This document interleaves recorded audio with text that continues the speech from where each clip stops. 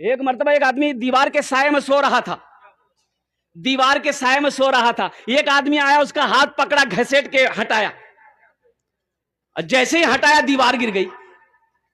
हाँ, तो ये आदमी बोला कि भाई अब बहुत बहुत शुक्रिया, आप मेरी जान बचा दिए भाई। आपका नाम क्या है? बोला मेरा नाम है शैतान।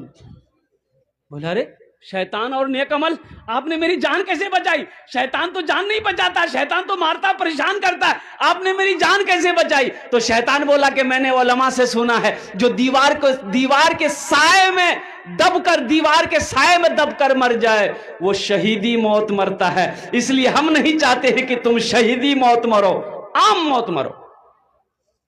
बड़ा जिद्दी है। एक आदमी नमाज पढ़ने के लिए मस्जिद जा रहा था, ठोकर लगी, रात का समय था, ठोकर लगी, गिर गया तो उठा, घर आया, कपड़ा बदला, फिर दोबारा निकला मस्जिद नमाज के लिए, फिर रास्ते में ठोकर लगी, गिर गया, फिर दोबारा घर आया, कपड़ा बदला, वो जाने के लिए, नमाज के लिए निकला। रात में घर से जैसे निकला, देखा एक आदमी चराग लेकर खड़ा है।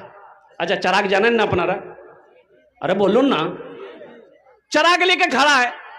बोला कि चलिए आपको मैं मस्जिद पहुंचा दूं। बोला बहुत शुक्रिया।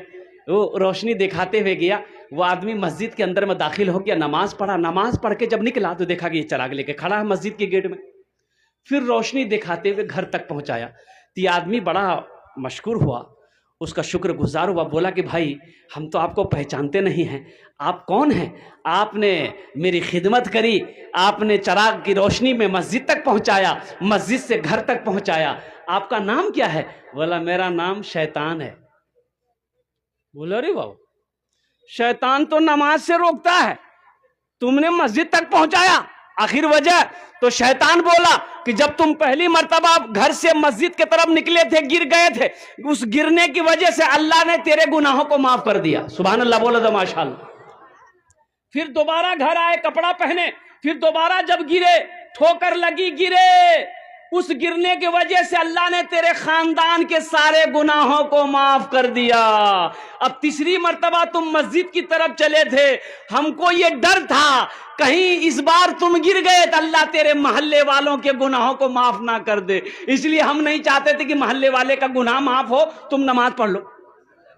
एक आदमी गधा लेके जा रहा था, अभी ये शेर मैं सुना रहा हूं आपको। बादशाह की नजर पड़ गई, वो उसको बुलाया, गधे वाले को बोला इधर लेके आओ, इस गधे को तुम दाना नहीं खिलाता है, चारा नहीं खिलाता है, पानी नहीं पिलाता है, ये गधा कमजोर हो गया है। तो वो गधा वाला बोला कि हुजूर दरअसल बात ये है कि इस गधे के अंदर में इतनी खूबी है कि कितना भी हम खिलाते ये मोटा नहीं होता। बोले क्या खूबी है इसमें? बोला हुजूर इसमें खूबी वो है कि जो इस पर बैठ जाता उसको मक्का मदीना दिखाई देता है। बोला रे बाबा, ये कौन गधा है? आदमी तो 3 लाख 4 लाख रुपए खर्चा करके मक्का मदीना जाता है, ये तुम क्या बोल रहा? बोला हुजूर अगर हम झूठ बोले मेरी जबान काट लीजिए, आप आजमा लीजिए, बैठ के देख लीजिए। तो बादशाह बोला ठीक है। ये सारे लोग बैठे हुए थे, तो बादशाह ने अपने वजीर को बोला है कि भाई इधर आओ। वजीर को बोला कि इस गधा पर बैठकर देखो तो मक्का मदीना दिखाई देता है।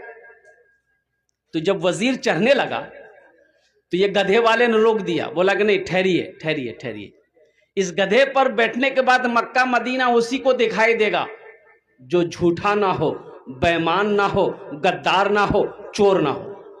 तो बादशाह बोला मेरा मेरा मेरा वजीर तो एकदम फाइनल है। बोला बैठाइए।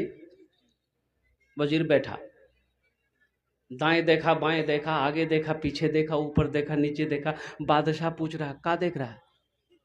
दिखाई दे रहा है? आया दिखाई कुछ नहीं दे रहा।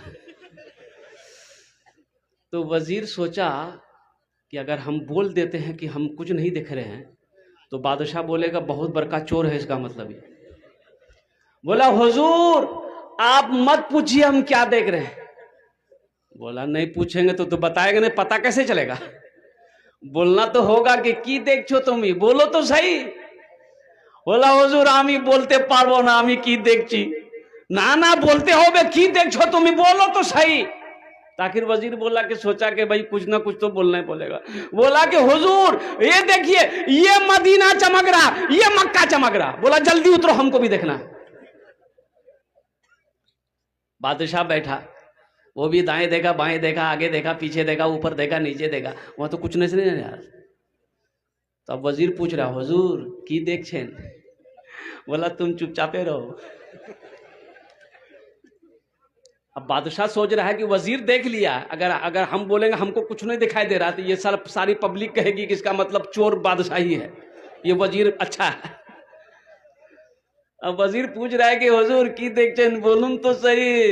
और कुर्बान जब बादशाह बोला कि नहीं हमको भी कुछ ना कुछ बोलना होगा, तो बादशाह बोला कि ये मक्का चमक रहा है, ये मदीना चमक रहा, ये जन्नत चमक रही है। तो पब्लिक में से बोला जल्दी उतरिए, हम लोगों को भी देखना है। मुमकिन है गुनहगारों तकदीर बदल जाए, मुमकिन है गुनहगारों, मुमकिन है गुनहगारों तकदीर बदल जाए। जाकर तो जरा देखो, जाकर तो जरा देखो एक बार मदीने में, जाकर तो जरा देखो एक बार मदीने में।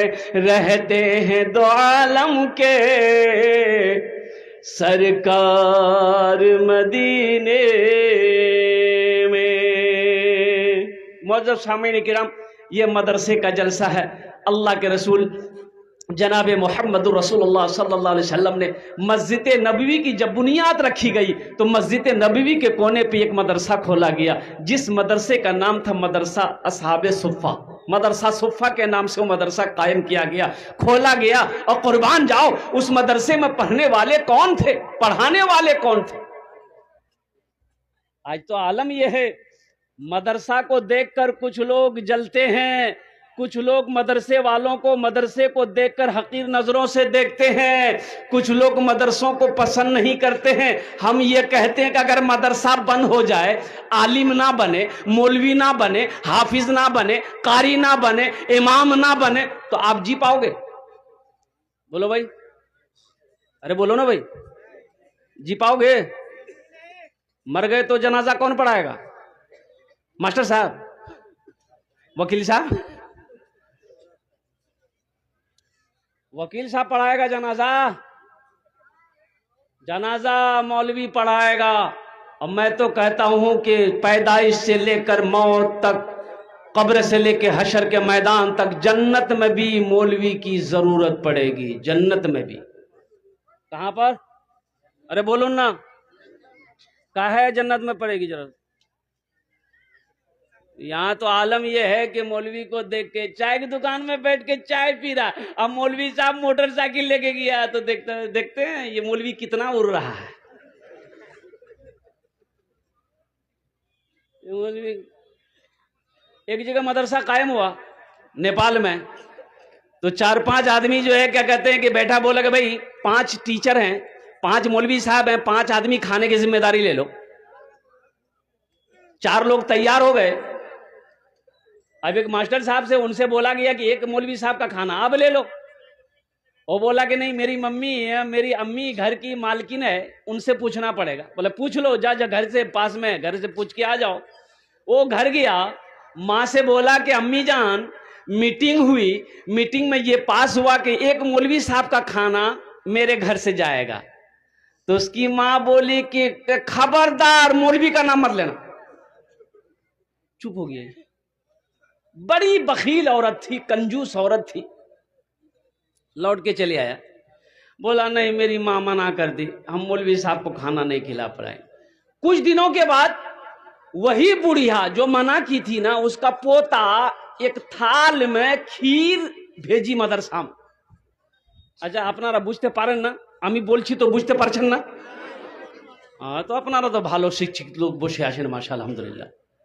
थाल में खीर भेजी, तो मदरसा में खीर आई, तो मौलवी साहब ने कहा खीर है, बोले खीर जे। तो पर्दा हटाया, खीर से ऊपर से कपड़ा हटाया, थोड़ा सा चखा, बड़ा मजेदार खीर। बोला बेटा किसने भेजा? तो लड़का बोला बच्चा झूठ बोलता है। अब भाई बोलो भाई, बच्चा झूठ बोलता है? बच्चा झूठ नहीं बोलता। बच्चा बोला मेरी दादी भेजी है। तो मौलवी साहब बोला तुम्हारी दादी इतनी कंजूस, इतनी बखील है, इतनी अच्छी खीर कैसे भेज दी मदरसे में? काजू है, किशमिश है, नारियल है, बादाम है, सिर्फ दूध की खीर है। तो लड़का बोला कि दरअसल बात यही है ना कि पूर्णिया से मेरे यहाँ मेहमान आने वाला था, उन्हीं के लिए मेरी दादी खीर बनाई थी, खीर बना के वो सारे में रख दी थी ठंडा होने के लिए, ठंडी होने के लिए। मेरे आंगन में जो कुत्ता था ना वो मुंह लगा दिया, तो मेरी माँ बोली फेंक दो, मेरी दादी बोली काहे फेंकोगे, मदरसा में दे दो, मौलवी साहब खा लेंगे। कुर्बान जाओ, आलिम ना हो तो गुजारा ना हो, मौलवी ना हो तो गुजारा ना हो, इमाम ना हो तो गुजारा ना हो, और कुर्बान जाओ मौत की सुबह, पैदाइश से लेकर मौत की सुबह तक, और जन्नत में आप चले जाओगे वहां भी आलिम की जरूरत पड़ेगी। एक नौजवान ने कहा कि हजरत हजरत रुकिए रुकिए रुकिए। बोला हाँ बोलो। सीधे साधे थे आलिम साहब। बोला बोल की? बोले एक कथा আছে বলুন। तो बोलबो और बोलो। बोला हजूर एक सवाल आछे। बोले की सवाल आछे? बोला सवाल हजूर एक आछे, यदि आपने जवाब सही सही दे दिलें तब तो भालो, और जवाब सही ना होले तो अपना के 500 टाका फाइन दीते होबे। बोले क्यों? तो आलिम साहब ने कहा तुम ही दे देना, हम जवाब सही नहीं दे पाएंगे, तुम बता देना। बोला कि ठीक है, अगर हम भी नहीं दे पाए तो हम 50 टका देंगे आप। बोला काहे हमसे 500 टका लेगा, आज तुम 50 टका देगा? बोला हुजूर आप आलिम हैं, हम जाहिल ना हैं। बोला अच्छा चल कर सवाल, क्या सवाल है? बोला हुजूर ये बताइए वो कौन ऐसी चिड़िया है, परिंदा है जो आसमान में उड़ते हुए उसका पैर सर पे चला जाता है? सोचने लगा, ये घंटा हो गया पसीना पोछा हजरत। बोला रे बाप ऐसी तो कोई चिड़िया नहीं है। भाई चिड़िया जब आसमान पे उड़ती है तो उसका पैर नीचे रहता है, बैलेंस बना के चलता है, बैलेंस बना के उड़ती है। तो हजरत बोला बाबू हमको पता नहीं। बोला निकालिए 500 रुपया। तो हजरत ने 500 रुपया निकाल के उसको दे दिया। तो हजरत अब बोला कि बेटा अब तुम ही बता दो वो कौन चिड़िया है। तो 500 रुपया में से 50 टका दे दिया कि हजरत ये लीजिए, हमको भी पता नहीं वो कौन चिड़िया है। बेकार जिंदगी को तू अपनी सवार ले, बेकार जिंदगी। ए बेटा बसे जाओ, बसे जाओ, ओखाने बसे जाओ।